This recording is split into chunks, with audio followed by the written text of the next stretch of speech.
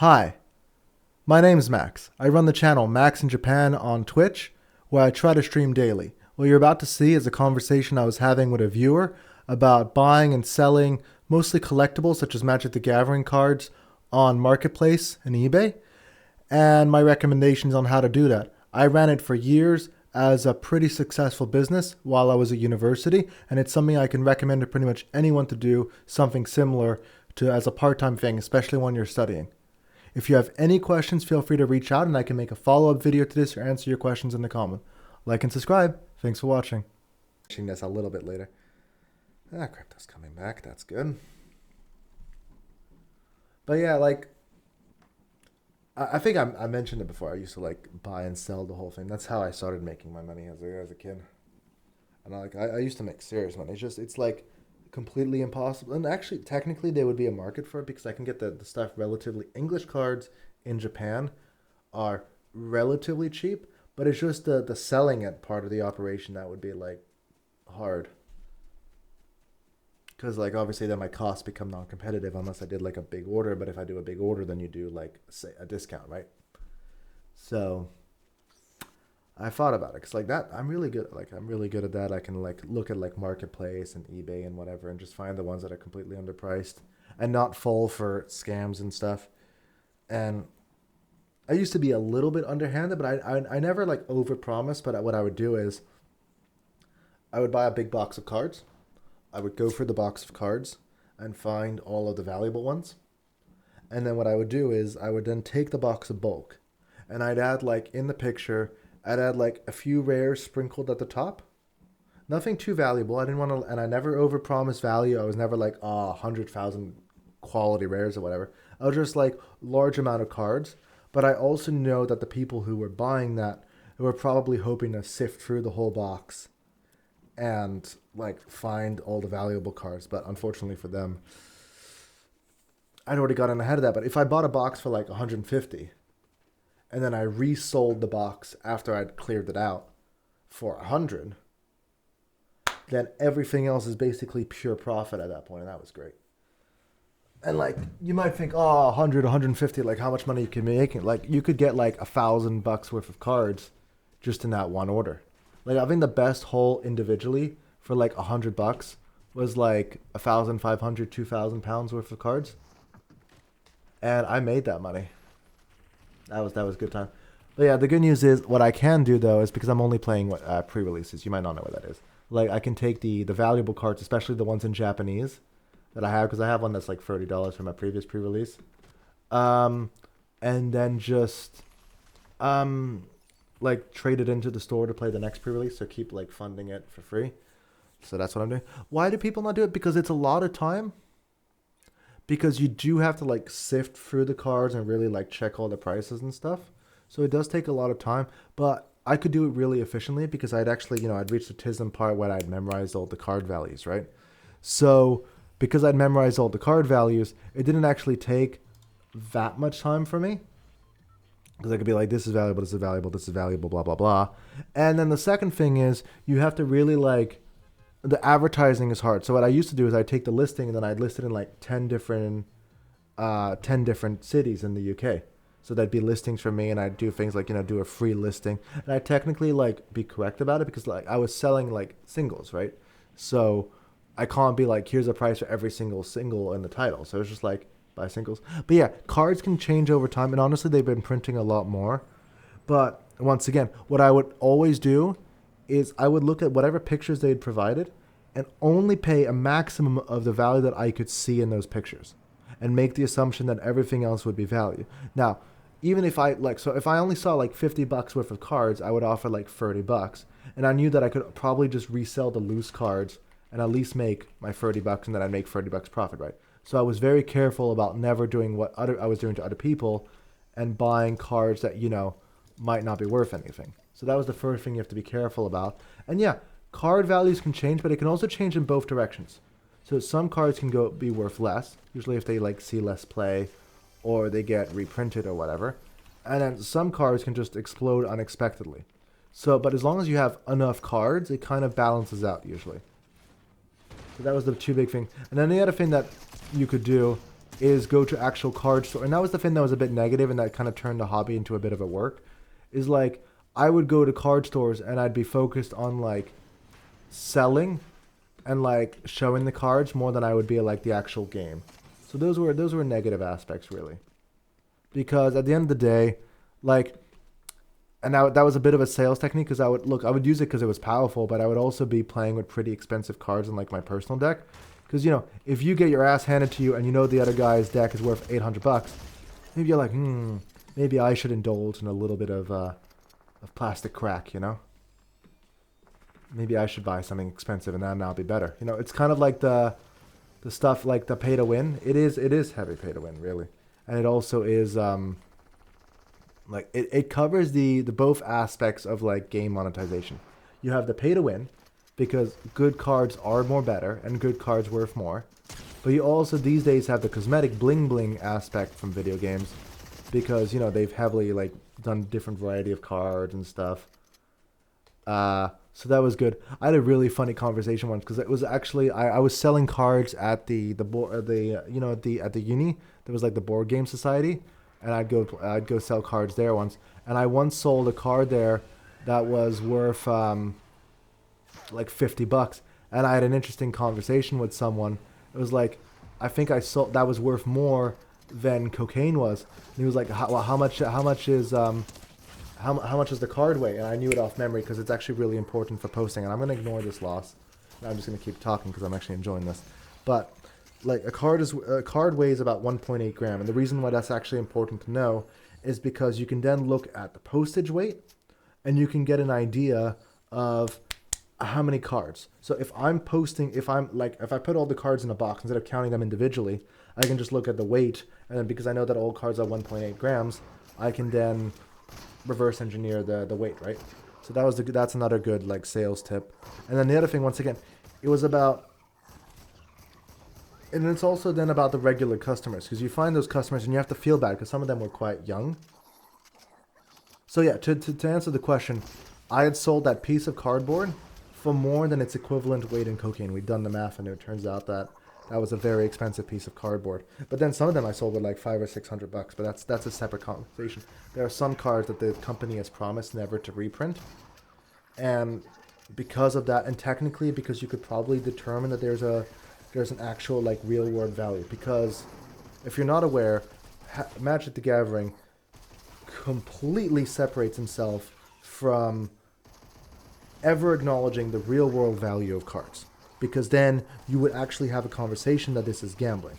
Because if you can open a random pack and you can open something that demonstrably has value, then you run into that awkward conversation that this probably is gambling. And opening packs is 100% gambling.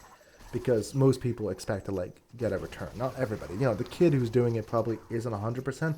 But a lot of adult pack openers, it's the same with Pokemon. You're hoping to get those high value pulls and that becomes a gambling conversation. But so because they've promised though to never reprint these ones, some of these cards can be worth $1 million a piece, blah blah blah, and they've like publicly, I think Pokemon cards is different because the issue with Pokemon cards, is that Pokemon cards, the newer cards are objectively better than the old cards. So when I was a kid, some of the best Pokemon cards around were 120 health to 140 health. But now you like. So I see cards when I go past the store because I'm in Japan, so you see cards everywhere, and like some of these Pokemon cards have 140 health, like 400 health, and it's like, damn, things have changed. But like with Magic the Gathering, because they made that promise to not reprint or preprint an equivalent power level, there are some of the older cards that are objectively better than what is there today. Now, they found other ways to make really powerful cards, which usually have some negative. But yeah, some of the older cards are worth, and because the game is played with all of the cards being legal, that's the other thing that Pokemon does, where like older cards are not as legal.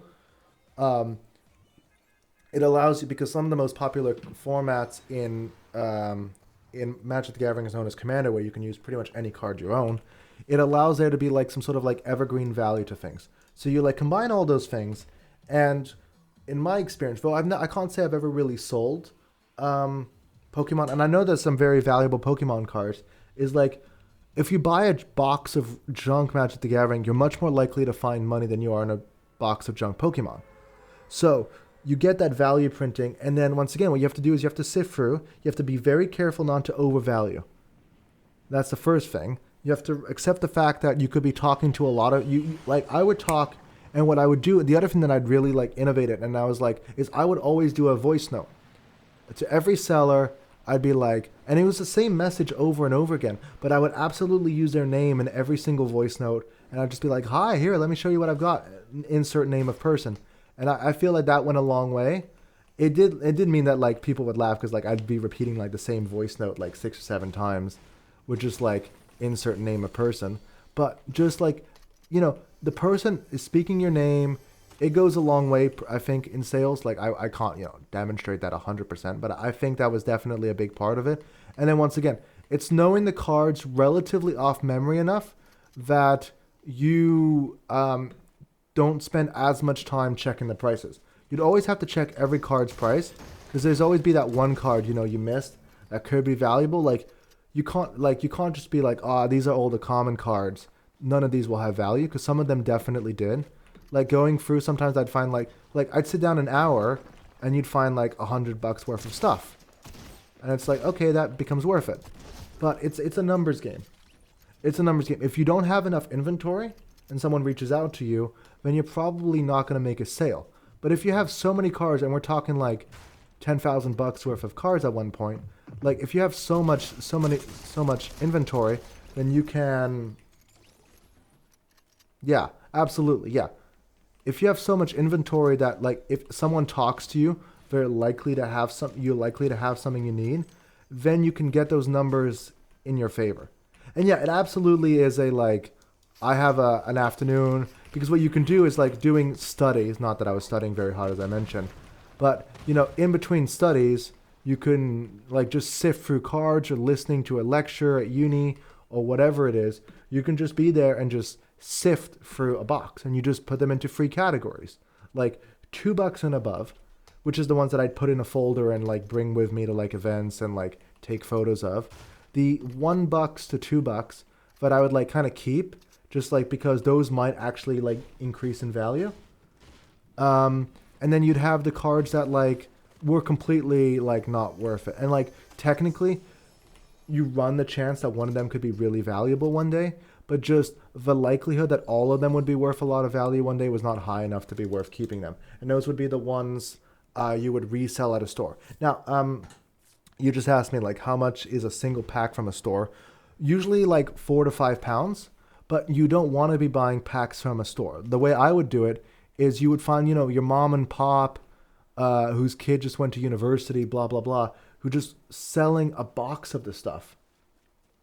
And like, that's where you can get the real money, because they don't know what it's worth. Because I had that same experience as a kid selling all of my Pokemon cards to my cousin.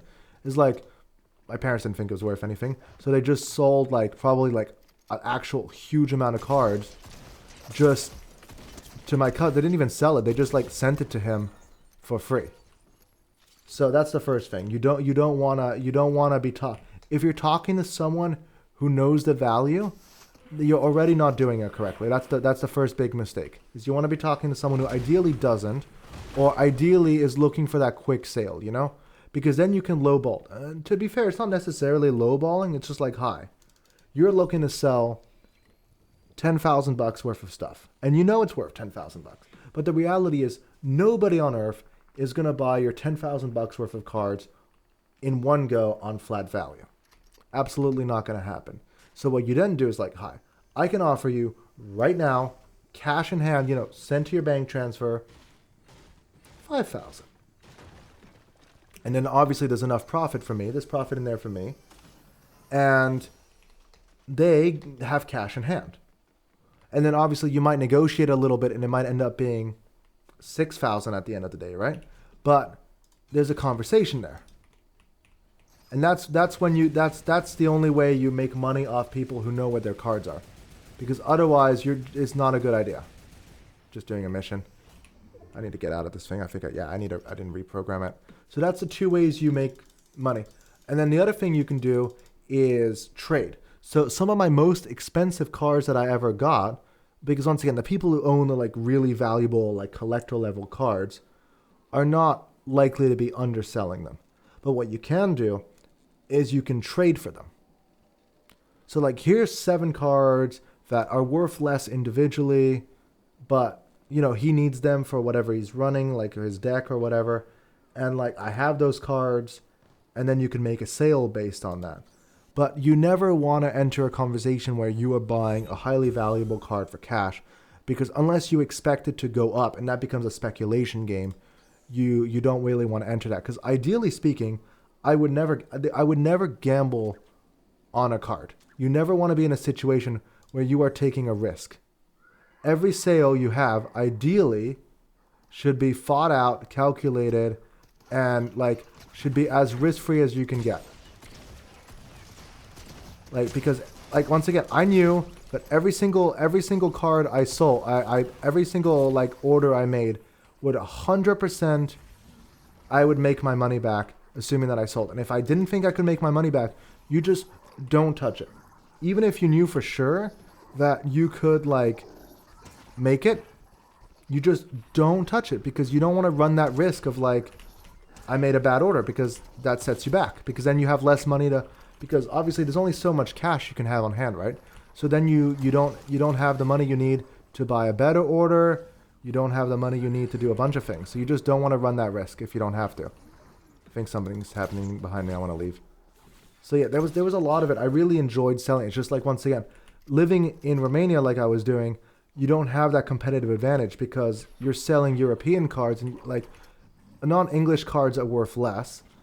And then secondly, you don't want to, if I'm selling it to England or whatever, then you run that issue that, I can't post it for, and the postage fucks me over. So there's a lot of into it. So like if I was in the UK, or if I return to America and I have some spare time, blah, blah, blah, maybe I'll start it up again. But I also, things are different now. And the US has a much bigger sales like infrastructure than the UK does, because the UK is a very small market. So the UK shares its sales infrastructure, for example, with Europe. And that's not as competitive for everyone involved. So if you are a UK seller in the UK, there's money to be made there. And that's what I capitalized on, and I made a ton of money doing that. But once again, who knows? Maybe that's not a thing anymore. Maybe other people have, stepped on my proverbial turf. And it just might not be something that's doable. I'd have to check. But yeah, I really enjoyed doing that, because once again, you do have to be careful, because you run the risk of like taking a hobby you enjoy and making it into work, and that's always potentially a bit exhausting. But I really enjoyed that. And once again, if I had now that I had more cash in hand, I would have been able to buy so much more, and then I could have turned it into so much bigger. The only thing that was hard, and the thing that caused a lot of friction, is because I was doing it, for a time I was trying to get an employee, right? Like, because I wasn't there. No, don't you have I survived the storm, survive like storm circles. It's not like go into the storm, but like just survive like the storm closing several times. Sorry. But so going back to the conversation, like the issue that's hard to calculate is like, because you don't have consistent sales, right? But if there's no consistent sales happening, the guy doesn't have to do a lot of work. How do you calculate a paycheck? And we would do it on profit. But a lot of the profit, because imagine if you bought 10 orders and you sell one card from order 2, and you sell one order from order 6, and 2 cards from order 7. Well, it feels like you've made a lot of money, right? But if you break it down per order individually, there actually isn't any profit yet. So you'd run into that issue where like it's kind of hard to calculate like if money's been made, but it also feels bad for the guy who's doing it, because he doesn't see the material, benefits, right? So he feels like he's doing a lot of work, but he's not getting paid yet because we haven't made any profit. So it causes a lot of tension, and I wouldn't do that again. I wouldn't hire an employee to do this, especially because realistically these days I wouldn't have access to students who are willing to work for cheap, like, a good capitalist overlord needs. You need that cheap labor force for any business expansion. Stop shooting at me. I'm not sure that was the most efficient use of things. But yeah, that's I could talk card sales. I could talk for that for hours, and maybe I should. Maybe I should just make a whole like dedicated talking, or I could just clip this, right? And I could just make it a dedicated like sales. It'd be a bit of a detour from everything else on my page, but it's not like I have much of a niche established, right? Yeah. So, yeah, that's pretty much it. Like, there's a lot more that goes into it. Like, once again, you have to be careful about how you sell things. So, the selling steps are such a big deal. So, what I would do is the first time I ever sold a card, I got scammed, or I'm not entirely sure. There's a possibility that they actually like felt like they got scammed fairly because they claimed that they weren't any cards in the letter. And to be fair to myself, I hadn't bought very good letters. I was just using an actual like just like an envelope. And that was my first mistake. I didn't check. So what I did ever since that first mistake is every single package I would make, for example, I would film myself showing the cards all but one by one, showing the condition, and then I would film myself sealing the letter. And I feel like those two things really added to the customer service because like they feel reassured because, you know, buying online, especially like off marketplace, is always technically a bit sketchy. And what it would do for me and what it would communicate to the other person is, hey, buddy, don't you dare try to raise it to PayPal because I have video evidence that I packed this stuff. And here's the ooh, got it. I have video evidence that I've packed the cards, so you can try to make a PayPal claim all you want, but you're not likely to succeed, right? So if you do those two things, you're covered from 90% of things. Now, ideally, what you want for both your own peace of mind and you can even make it a benefit to the buyer, is you want to do it friends and family as soon as possible. So if you have an existing relationship, you can do it friends and family. Now, what I would do is I would rely on my reputation. I'd be like, hi, look. And for some reason, Marketplace stopped using reviews. I guess maybe because it was being gamed or just wasn't a good idea or whatever. But I had reviews from before Marketplace stopped doing reviews. So I would still have visible on my account. I have 22 positive reviews. I'm a 4.9 out of 10. I had one guy who like bitched at me and obviously dropped the score a little bit. But like I have 4.9 out of 10. You can either pay for PayPal Business, but then you're covering the fees. I would never, charge the fees on my end. I'm pretty sure that was against PayPal's terms of service. So actually, that's not. You have to be discreet about it because PayPal fees are supposed to come out of the actual fee. But I would always add it onto the bill. And then on top of that, I'm paying Sign for Post because you're doing a PayPal Business. It has to be Sign for Post. Do not send anything on PayPal Business that isn't signed for because you can instantly claim because you can just say the card's never arrived. But if you put those two things in front of the buyer might actually decide, yeah, it's not worth it for me to go business, especially for like small orders. So you combine those two things, and that gives you much greater like flexibility because, oh my God, you can just. If you can get them to pay, you don't have to deal with it. You don't have to worry about it so much. It's better for everyone. Oh my God. Okay, so this is not going so hot. Are they coming? Is someone here? Yeah, someone's here. So yeah, you add those two things together, and oh, hi. Sorry. Hell yeah. Always feels good when it's a real person too, right? I want his sniper and I want his mobility. Ah, damn it. He was the last one. I didn't even realize we were on the last one. I've been so focused on this chit chat. But like, yeah, so you film the package and you should also film opening a package. If you do those two steps, you protect yourself from like 99% of scams that can happen on PayPal. And you don't want to sell on eBay because eBay has a much different ratio unlike scam. So ideally you do it on PayPal, which back when I used to do it was pretty good. And you ideally want to move it to friends and family as soon as possible. So if you have an established relationship with a client, just move it to friends and family. It's in their benefit because they're paying less. And that makes it more competitive to them, especially if they're doing a bunch of small orders. And it's in your benefit because you don't want to ever get a chargeback. Because what you don't want to do is, you do like a bunch of small orders, and then you have an established relationship, and the guy's like, I'm gonna order $1,000, and I'm gonna file a charge. I'm gonna try to get it back off him. You don't want to do that, ideally. So there's a lot going into it, but like overall, I was really good at that. Once again, I was doing the in person sales. Like these days, I'm sure like you can probably get a bot to do it, but a bot is never. You never want to do a bot. You want to do audio message. You want to feel personal, and obviously, some people would be like, "Hi, can you write?" And then you just write the same message. But ideally, you send that audio message. They know you're real. They know who you sound like, because I sound like what I look like in my pictures, right? They know it's real. They know I'm here, and it's good. And one or two times I had like I'm sorry, I thought this was an American post. You sound American. It's like, yeah. I'm in the UK. Don't worry. We can do the sale. It's fine. And then you just like show all the pictures, and that was it.